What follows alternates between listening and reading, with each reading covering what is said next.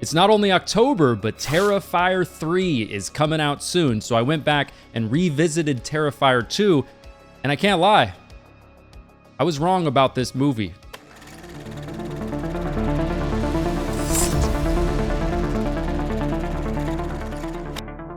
What is up, everybody? Welcome to Mad Blood, and like I said, Terrifier 3 is coming out very soon, so it is a perfect time to talk about Terrifier 2 for the first time ever on my channel, and we have a lot to talk about. So the origin of Terrifier, Art the Clown, really all started back with a couple short films called The Ninth Circle from 2008 and Terrifier from 2011, which were all part of an anthology movie called All Hallows Eve from 2013. But really, Art the Clown, that the genre now knows and now loves, really started with the full feature-length Terrifier movie from 2016, which is a movie to me, very low budget. The acting in that movie is not great.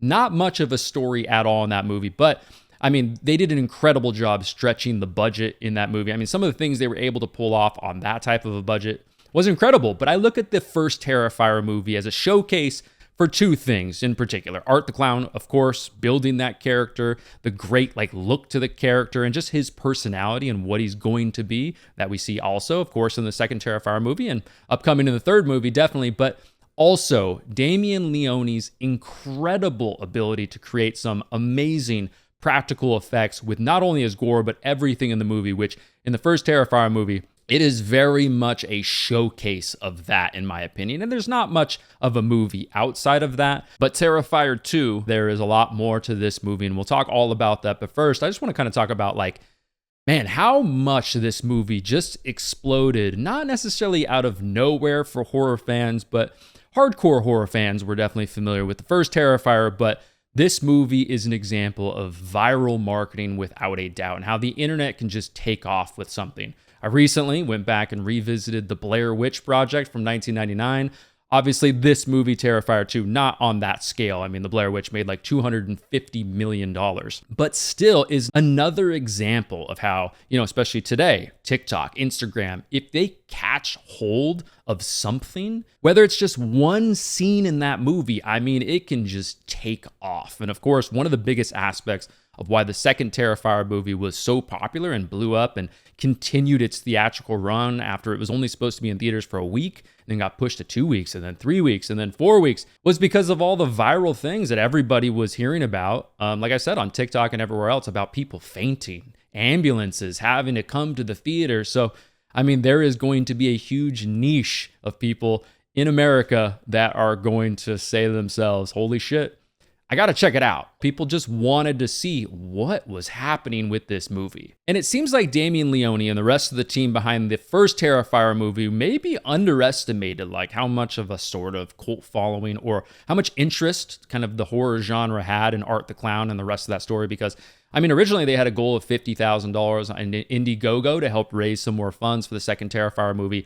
And they ended up doing 430% of the initial goal and ended up raising about $250,000 to make this second Terrifier movie. And I'm not going to lie, there's a lot of things in the second Terrifier movie that feel very low budget, and we'll talk about all those things, but they were able to stretch that $250,000 budget in an incredible way. It is just crazy what that team was able to do. Hats off to them. I mean, so much hard work, sleepless nights, so much work of people just wearing multiple hats. Of course, Damien Leone edited this movie, directed this movie, wrote this movie, did a lot of the effects, did the sound design. It's just crazy what they were able to do. So regardless if I criticize some of the things in this movie, I have to say, I have so much respect to everything that went on behind the scenes with this movie. But yes, we're going to talk about some of the criticisms and some of the good, of course. Now, I know at some points in this video, when I criticize this movie in some sort of a way, it's going to be a lot of people who just run to the comments and they go, $250,000 budget, what do you expect? This isn't multi-million-dollar budget. This doesn't have a huge production studio behind it. But my response to that is simply this. If you want to talk about Terrifier, amongst the greatest horror franchises in the genre, then you can't just cop out and say, oh, the budget, anytime somebody tries to criticize the movie.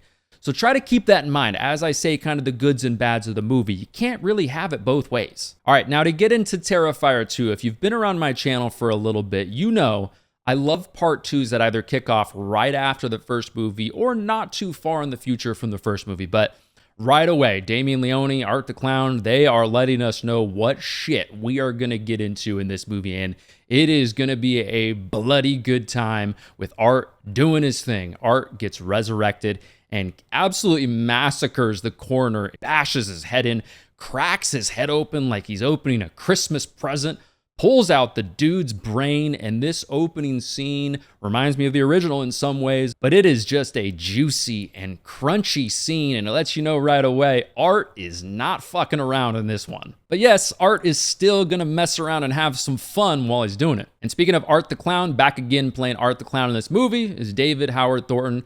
I think David does a great job playing the character. It's a very physical role. Of course, Art doesn't say anything, but he's still funny at the same time. And I think David just does a great job in that role. In both the first movie, he's very good. That's the main reason why the second movie even was funded the way that it was. And in the second movie, he's even better. We see more of Art in this movie. He does more things. He's even more brutal than he was in the first movie. And yeah, hats off to David. David has now become like a bit of a celebrity without a doubt, especially in the genre, and it's great. So yeah, I hope nothing but continued success for David because I love what he's done with Art, and I also look forward to seeing him in some other stuff, like playing Steamboat Willie in the movie Screamboat, which is supposed to come out next year. And the next scene that we get, Art arrives at this laundromat, and there are some things where the low budget aspect of this particular scene kind of does show itself to me. I think some of the sound design is a little bit off. I think the editing here is a little bit choppy. Not to get too technical, but there's just something that feels a little bit off. It doesn't seem as seamless to me here.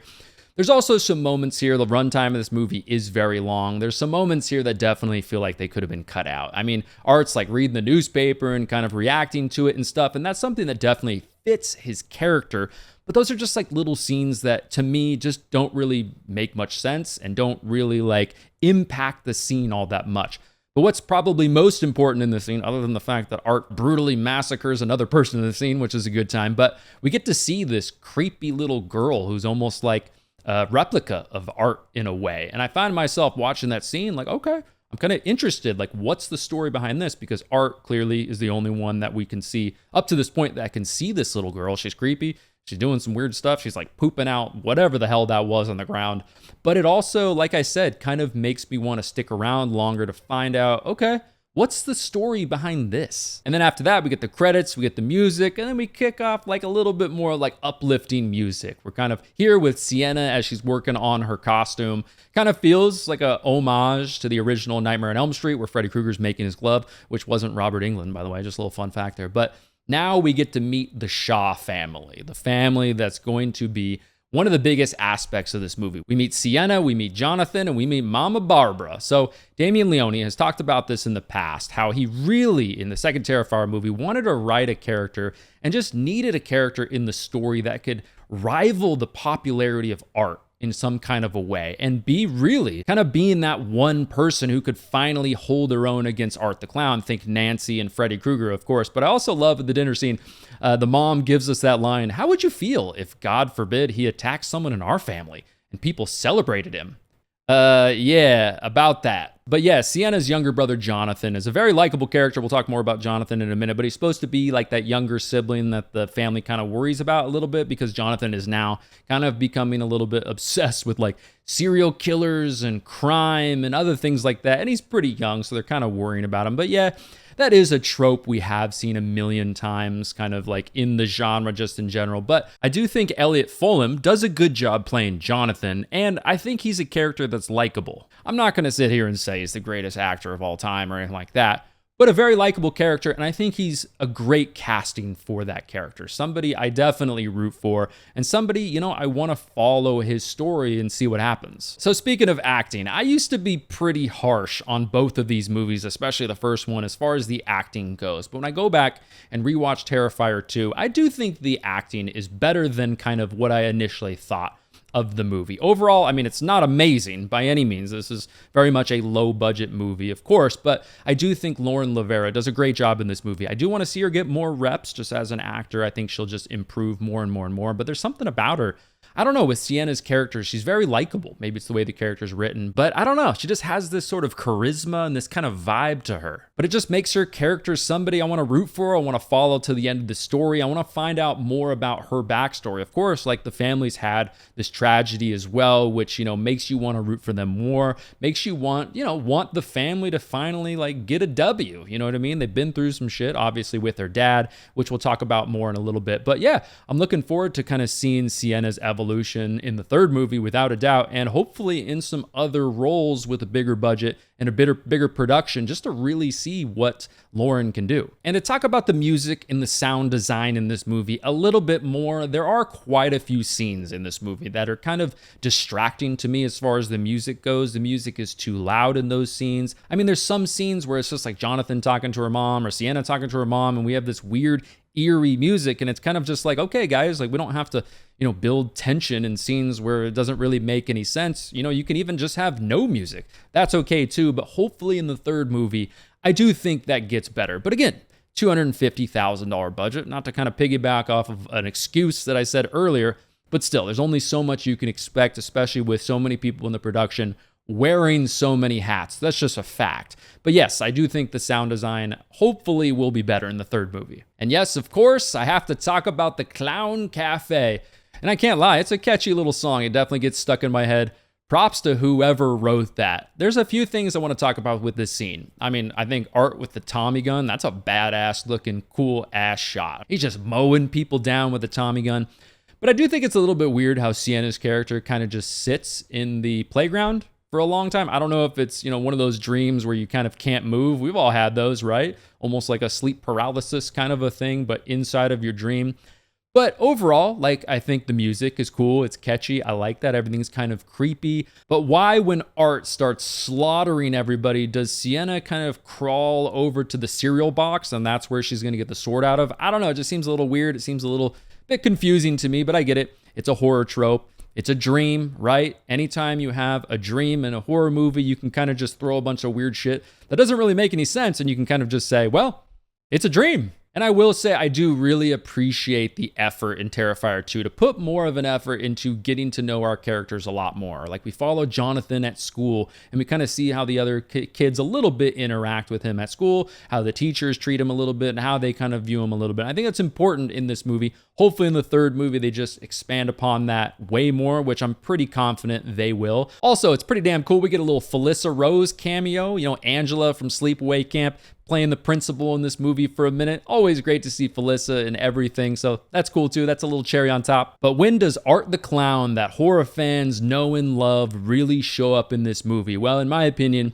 it's about 45 minutes into the movie. We get everything that we know and love about Art the Clown. When he's at the Halloween store, he's messing with Sienna a little bit there. He's trying on sunglasses. He's honking the horn. He's agitating and annoying people. Very similar to the pizza store in the first movie. And like the pizza store, he's not going to let the cashier get out of this one alive. And Art has had enough of this dude. He goes over to the front door, closes the sign. We are now closed for costume shopping. This place is about to be a butcher shop, baby. And then he waltzes over to the cashier. That poor dude breaks the bottle over his head and then shoves the bottle straight into his eye. Super gruesome. Practical effects are incredible. And then just chops and chops and chops this dude's head off. And then we get that funny little scene where he's holding that guy's head in the window, and the mom and the little kid come to the shop to kind of, go shopping for Halloween costumes. Like, oh, damn, that looks crazy. That's so cool. And then they take off. It's a funny little scene from Art. But once again, incredible practical effects from Damien Leone and the rest of the team behind that whole thing. It's definitely one of the standout kills in the movie. It's bloody, it's brutal, and it's a pretty shocking moment. And then shortly after that, we're with Jonathan and Sienna, and Jonathan pulls out his dad's sketchbook, which I guess apparently the family's been looking for quite a while.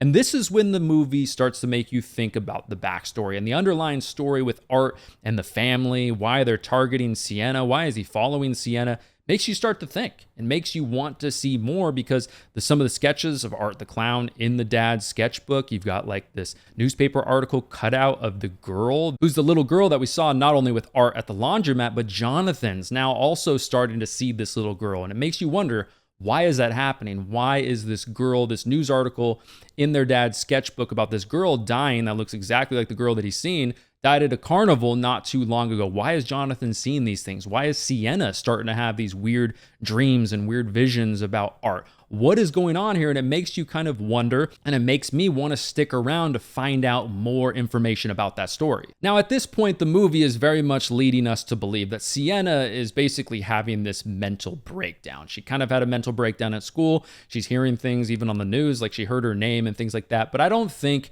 it's pulled off all that well. I don't really find myself believing it all that much. I really only think it's kind of mildly effective. All right, anyways, do you guys want to talk about the bedroom kill now? Is it finally that time? All right, hold on to your butts. So with this scene, I do like how it starts with kind of this mood, a little bit of atmosphere and things like that. We've got the rain, we've got the thunder. Someone's broken into her house. Obviously, she sees Art, but for some reason doesn't scream, doesn't really say anything. She just kind of freezes right there. I don't know. But anyways, I'll be honest. I was a little hesitant to go back and watch this scene, which even me just saying that sounds a little weird. I feel weird hearing myself saying that because I'm the type of person growing up, I have always loved horror kills. I was the type of kid who would go back and rewind the great kills over and over and watch them, watch how they were pulled off, and just like be amazed. Squirm sometimes, laugh my ass off sometimes, but overall, I would just have a hell of a damn good time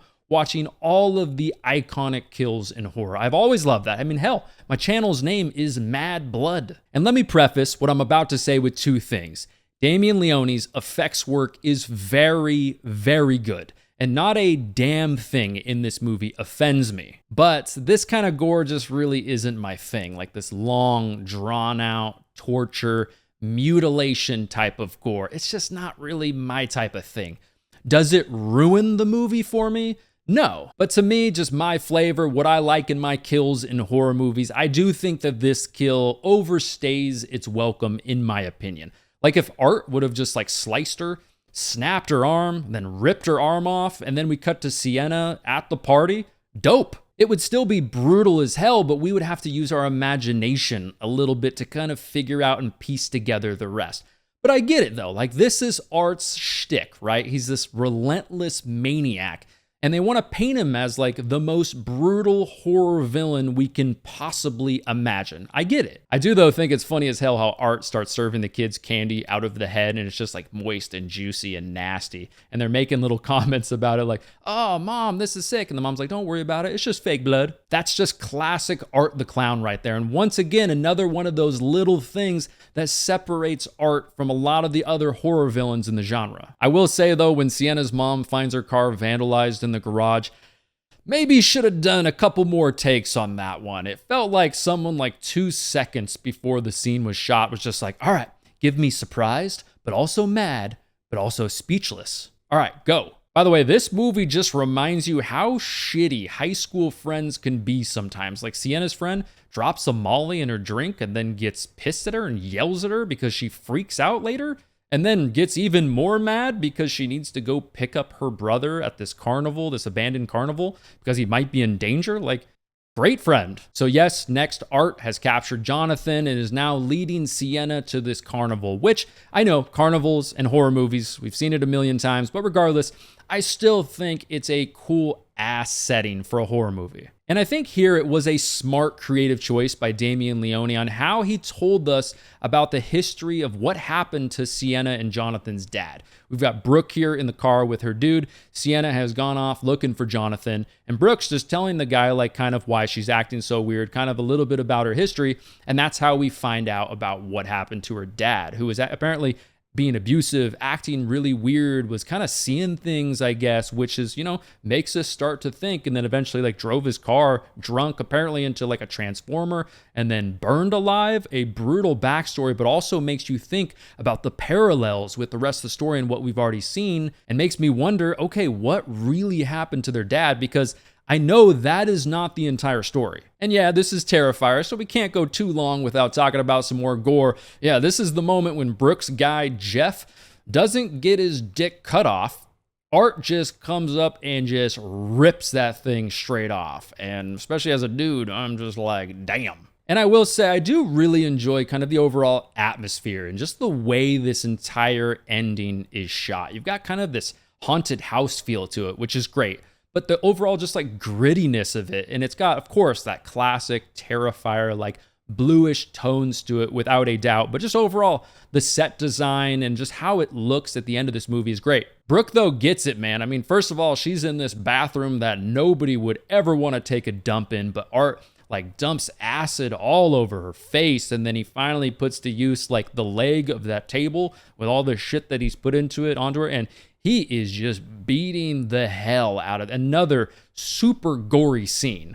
I will say, though, not the best effects in this movie, in this scene. Some questionable effects a little bit if you look closely, especially on the sternum, how he's just bashing in her sternum. The skin there clearly looks like latex. It's kind of just flopping around a little bit. But regardless, I mean, that also kind of just adds to the charm, a little bit of it as well. But a very brutal, gory, and gritty kill. Then, yeah, Art gives us a little homage to, you know, the greatest cinematic experience in movie history. Jason Goes to Hell, when Art goes ahead and just starts chomping on Brooke's heart. And I do think the whole like scuffle between Art and Sienna in this scene with the whip and everything going on with that, I think it's good. I think it's effective. I mean, you get the whole scene with the metal rod going into Art's face, which is pretty brutal and bloody as well. But I just think the whole scene is pulled off well. You know, the choreography of the whole thing, even though this movie, you know, is very low budget, nothing here really feels low budget. I think there's some good tension here, and it's just pulled off well. I will say, though, the last 30 minutes of the movie, though, is where I kind of question the runtime a little bit.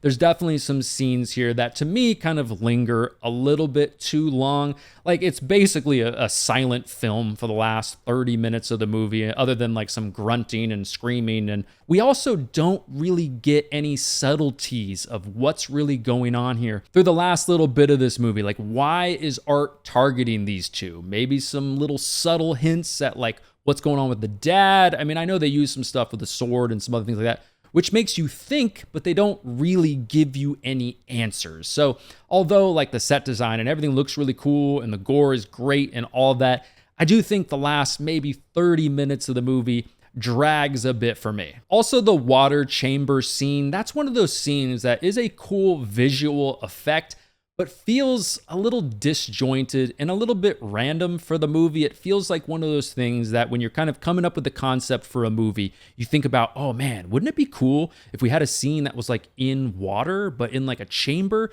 Wouldn't that be cool? And then afterwards, you try to figure out how to make it make some sort of a sense with the story.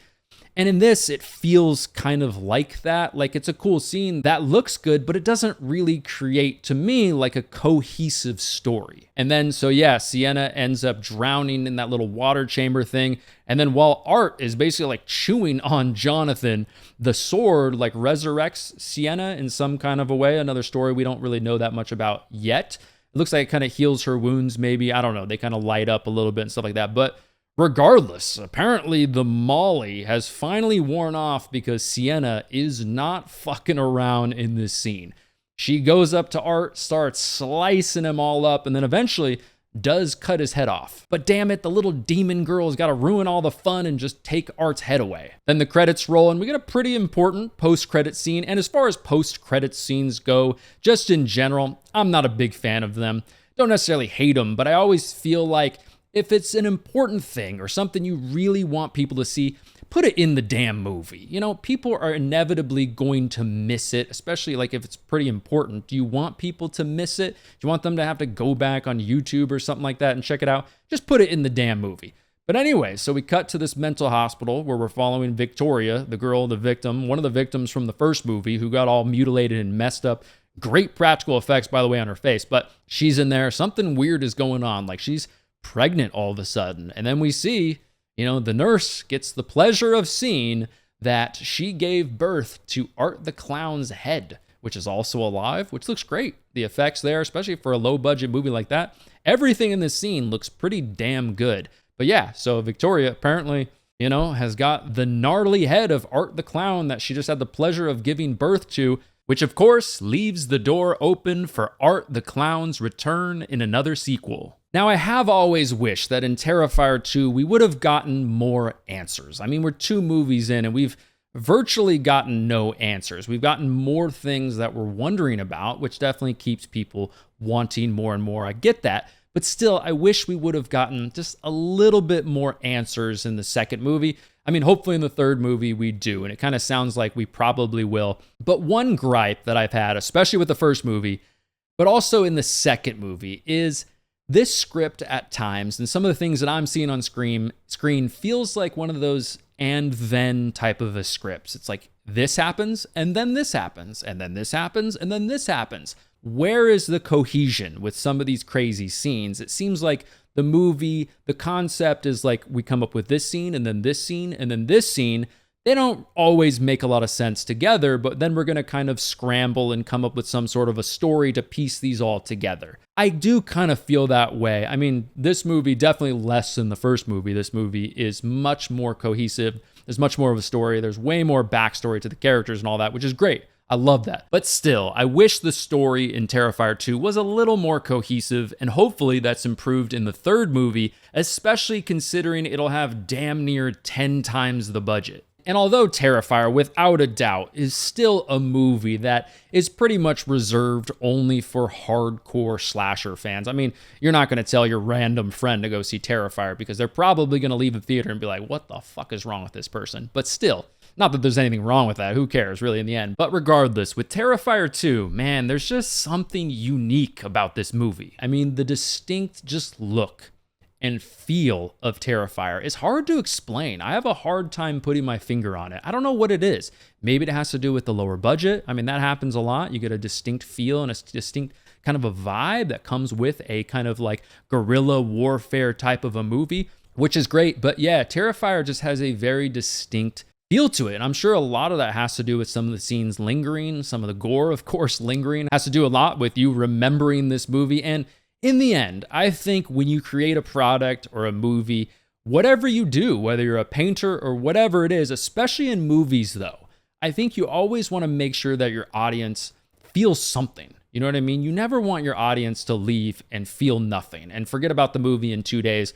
And Terrifier and Damien Leone and the rest of the team, without a doubt, this is one of those movies that makes you feel something. Makes you remember some shit and sticks with you for quite a bit of time. And man, what's also cool about the Terrifier franchise is, to me, there is no doubt that this team that worked on both of these movies has worked so hard and really has gotten so much out of so little of a budget. It is very, very impressive. Also, one of the biggest things that comes across on screen for me is you can just see, in my opinion, and feel the passion, not only behind just filmmaking in general, but also like the slasher and horror genre, without a doubt. It definitely feels like all of the scenes are intentional, well thought out, and without question, Damien Leone has so much passion for the genre, and that's infectious to me, and I will always cheer on projects like that. Projects that come from a genuine place, and I think that passion for the genre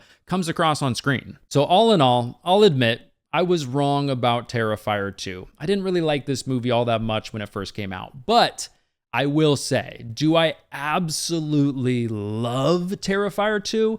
No, I wouldn't say that, but I do enjoy it. I respect it, and I love what Terrifier 2 has done, not only for filmmaking just in general, but also what it's done for the genre. And also, it is looking pretty damn good what I'm hearing about Terrifier 3, so I am very excited to see what they come up with in Terrifier 3. But anyways, everybody, thanks for watching my review, my thoughts on Terrifier 2. And if you want some more content from me right now, go ahead and check out one of these videos next to me. If you don't want to miss future content, then make sure you subscribe. That is the best way to do that.